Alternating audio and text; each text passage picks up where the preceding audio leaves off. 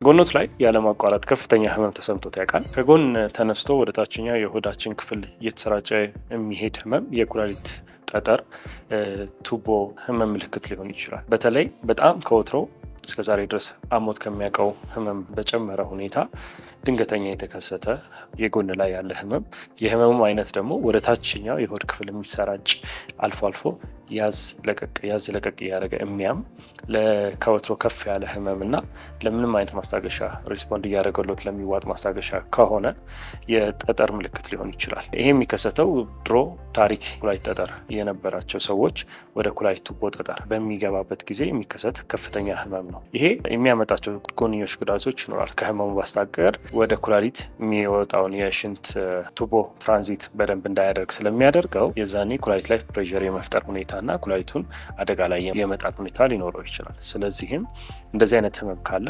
በአፋጣኝ ወደ ድንገተኛ ክፍል ሄደው ሕክምና ማድረግ ይኖርቦታል።